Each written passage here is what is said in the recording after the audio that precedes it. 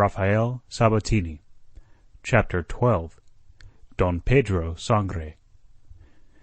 The Cinco Llagas and the Encarnacion, after a proper exchange of signals, lay hove to within a quarter of a mile of each other, and across the intervening space of gently heaving, sunlit waters sped a boat from the former, manned by 6 Spanish seamen, and bearing in her stern sheets Don Esteban de Espinosa and Captain Peter Blood. She also bore 2 treasure chests containing 50,000 pieces of eight. Gold has at all times been considered the best of testimonies of good faith, and Blood was determined that in all respects appearances should be entirely on his side. His followers had accounted this a supererogation of pretense, but Blood's will in the matter had prevailed. He carried further a bulky package addressed to a grande of Spain, heavily sealed with the arms of Espinosa, another piece of evidence hastily manufactured in the cabin of the Cinco Llagas, and he was spending these last moments in completing his instructions to his young companion. Don Esteban expressed his last lingering uneasiness. "But if you should betray yourself?" he cried. "It will be unfortunate for everybody. I advised your father to say a prayer for our success. I depend upon you to help me more materially." "I will do my best. God knows I will do my best," the boy protested. Blood nodded thoughtfully, and no more was said until they bumped alongside the towering mass of the Encarnacion. Up the ladder went Don Esteban, closely followed by Captain Blood. In the waist stood the Admiral himself to receive them, a handsome, self-sufficient man, very tall and stiff, a little older and grayer than Don Diego, whom he closely resembled. He was supported by 4 officers and a friar in the black and white habit of Saint Dominic. Don Miguel opened his arms to his nephew, whose lingering panic he mistook for pleasurable excitement, and having enfolded him to his bosom, turned to greet Don Esteban's companion. Peter Blood bowed gracefully, entirely at his ease, so far as might be judged from appearances. "I am," he announced, making a literal translation of his name, "Don Pedro Sangre, an unfortunate gentleman of Leon, lately delivered from captivity by Don Esteban's most gallant father." And in a few words he sketched the imagined conditions of his capture by, and deliverance from, those accursed heretics who held the island of Barbados. "Benedicamus Domino," said the friar to his tale. "Ex hoc nunc et usque in seculum," replied Blood, the occasional papist, with lowered eyes. The Admiral and his attending officers gave him a sympathetic hearing and a cordial welcome. Then came the dreaded question. "But where is my brother? Why has he not come himself to greet me?" It was young Espinosa who answered this. "My father is afflicted at denying himself that honour and pleasure. But unfortunately, sir uncle, he is a little indisposed. Oh, nothing grave, merely sufficient to make him keep his cabin. It is a little fever, the result of a slight wound taken in the recent raid upon Barbados, which resulted in this gentleman's happy deliverance." "Nay, nephew, nay," Don Miguel protested with ironic repudiation. "I can have no knowledge of these things. I have the honour to represent upon the seas His Catholic Majesty, who is at peace with the King of England. Already you have told me more than it is good for me to know. I will endeavour to forget it, and I will ask you, sirs," he added, glancing at his officers, "to forget it also." But he winked into the twinkling eyes of Captain Blood, then added matter that at once extinguished that twinkle. "But since Diego cannot come to me, why, I will go across to him." For a moment Don Esteban's face was a mask of pallid fear. Then Blood was speaking in a lowered, confidential voice that admirably blended suavity, impressiveness, and sly mockery. "If you please, Don Miguel, but that is the very thing you must not do, the very thing Don Diego does not wish you to do. You must not see him until his wounds are healed. That is his own wish. That is the real reason why he is not here. For the truth is that his wounds are not so grave as to have prevented his coming. It was his consideration of himself, and the false position in which you would be placed if you had direct word from him of what has happened. As your Excellency has said, There is peace between his Catholic Majesty and the King of England, and your brother Don Diego." He paused a moment. "I am sure that I need say no more. What you hear from us is no more than a mere rumor. Your Excellency understands." His Excellency frowned thoughtfully. "I understand, in part," said he. Captain Blood had a moment's uneasiness. Did the Spaniard doubt his bona fides? Yet in dress and speech he knew himself to be impeccably Spanish, and was not Don Esteban there to confirm him?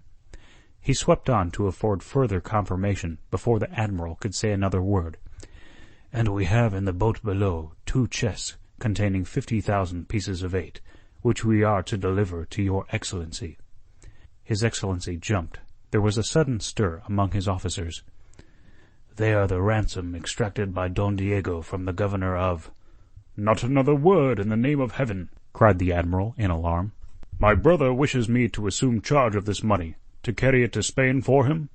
Well, that is a family matter between my brother and myself, so it can be done. But I must not know—" He broke off. "Hum!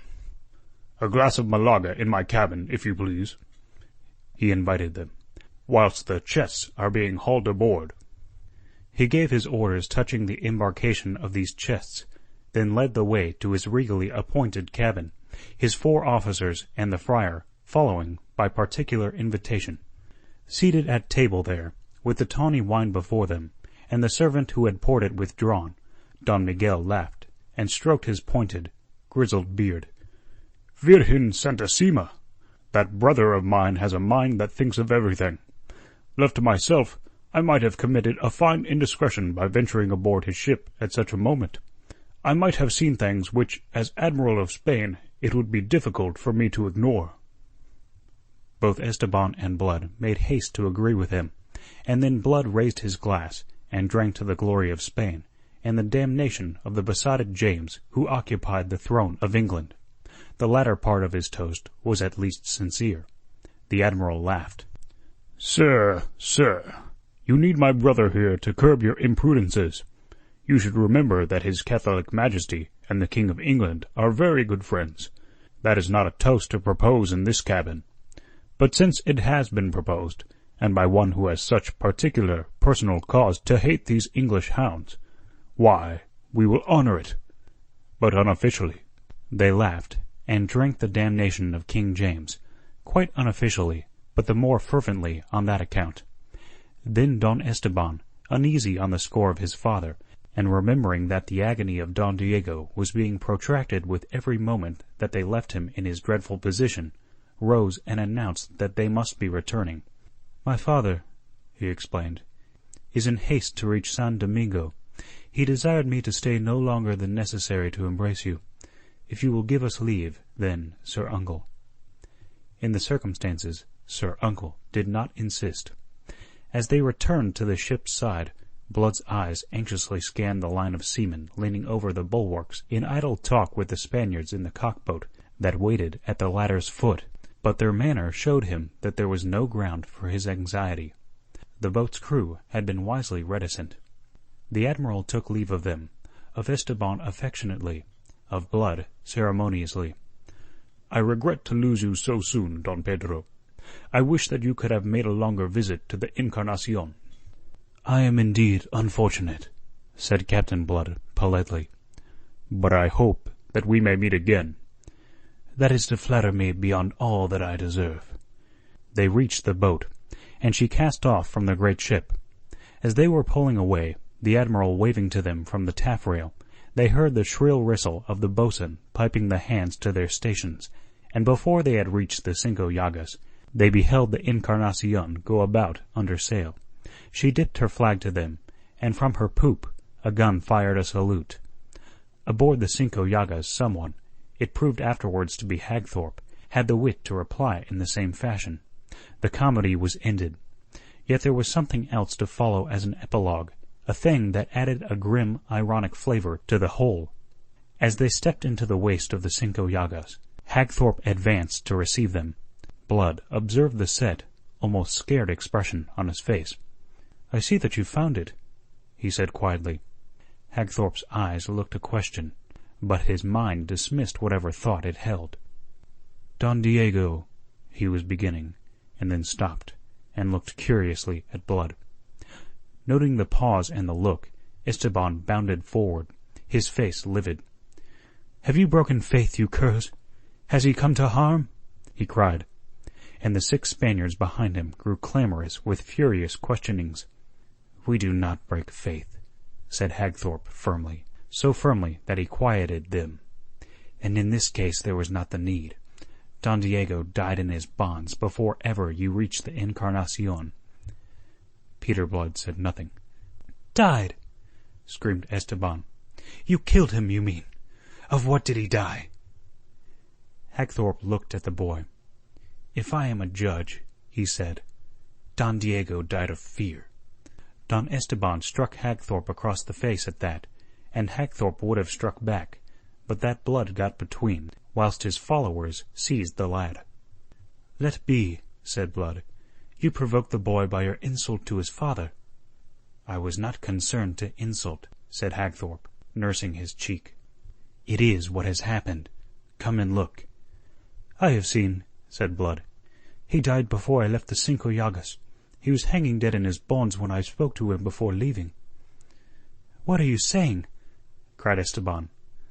Blood looked at him gravely, yet for all his gravity he seemed almost to smile, though without mirth. "If you had known that, eh?" he asked at last. For a moment Don Esteban stared at him, wide-eyed, incredulous. "I don't believe you," he said at last. "Yet you may. I am a doctor, and I know death when I see it." Again there came a pause, whilst conviction sank into the lad's mind. "If I had known that," he said at last in a thick voice, "you would be hanging from the yardarm of the Encarnacion at this moment." "I know," said Blood. "I am considering it, the profit that a man may find in the ignorance of others." "But you'll hang there yet," the boy raved. Captain Blood shrugged, and turned on his heel. But he did not, on that account, disregard the words, nor did Hagthorpe, nor yet the others who overheard them, as they showed at a council held that night in the cabin. This council was met to determine what should be done with their Spanish prisoners, considering that Curacao now lay beyond their reach, as they were running short of water and provisions, and also that Pitt was hardly yet in case to undertake the navigation of the vessel. It had been decided that, going east of Hispaniola, and then sailing along its northern coast, they should make for Tortuga, that haven of the buccaneers, in which lawless port they had at least no danger of recapture to apprehend. It was now a question whether they should convey the Spaniards thither with them, or turn them off in a boat to make the best of their way to the coast of Hispaniola, which was but 10 miles off. This was the course urged by Blood himself. "There's nothing else to be done," he insisted. "In Tortuga they would be flayed alive." "Which is less than the swine deserve," growled Wolverstone. "And you'll remember, Peter," put in Hagthorpe, "that boy's threat to you this morning. If he escapes, and carries word of all this to his uncle, the Admiral, the execution of that threat will become more than possible." It says much for Peter Blood that the argument should have left him unmoved.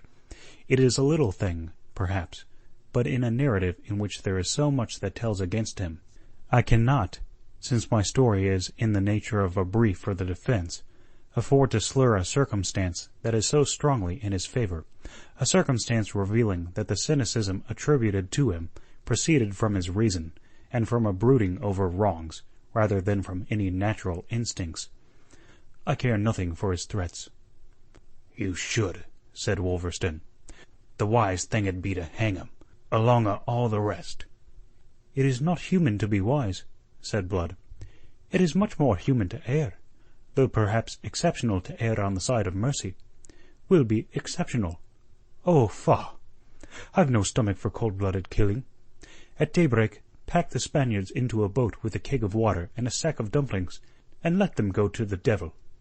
That was the last word on the subject, and it prevailed by virtue of the authority they had vested in him, and of which he had taken so firm a grip. At daybreak, Don Esteban and his followers were put off in a boat. 2 days later, the Cinco Llagas sailed into the rock-bound bay of Cayona, which nature seemed to have designed for the stronghold of those who had appropriated it. End of chapter 12.